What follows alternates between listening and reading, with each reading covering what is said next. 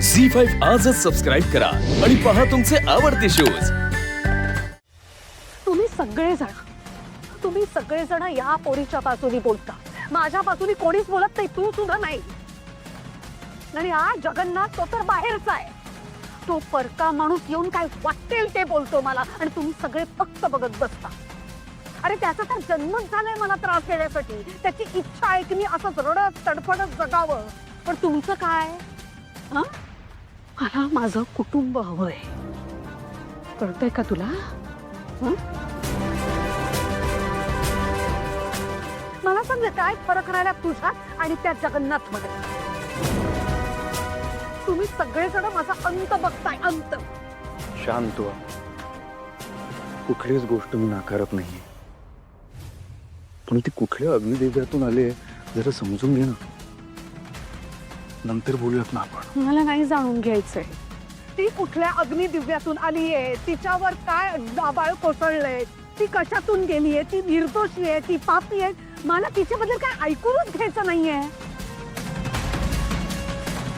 तुमच्या या सगळ्या कृत्यांमुळे ना मला काहीही मिळत नाहीये, माझा काहीच फायदा होत नाहीये, मला फक्त माझं कुटुंब हवंय।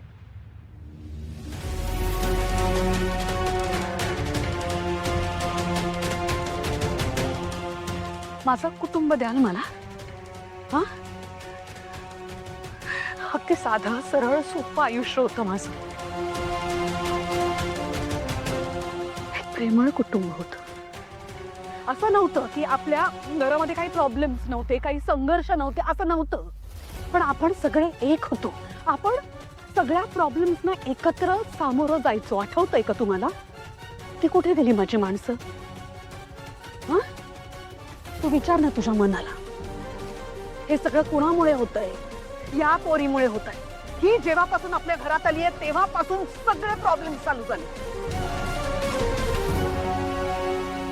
आहे तिची लायकी? तुझी बायको म्हणून राहायची, माझ्या घरात राहायची लायकी या पोरीची आहे का? एकदा तिची बाजू समजून घेणार आहे। मला नाही ऐकायचं त्याच्याबद्दल। माझं काय, माझं कोण ऐकून घेणार आहे? एकदा माझ्यासाठी समजून घे। एकदा? तू तरी सुद्धा मला समजून घ्यायला सांगतोयस? काय करू शकणार आहेस तू माझ्यासाठी? माझं कुटुंब परत देऊ शकणार आहेस? मग तुला जे पटेल तेच बोलू का मी आई? हो, असं समज हवं तर मी अशीच आहे। अगं असं बोलून कसं चालेल आई? मग काय करू, बोलू नको?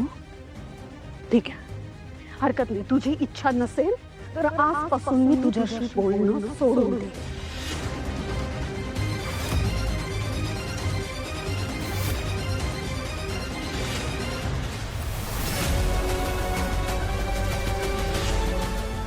मी जाहीर करते, आजपासून मी माझ्या सारांशी बोलणार नाही। मग तर झालं।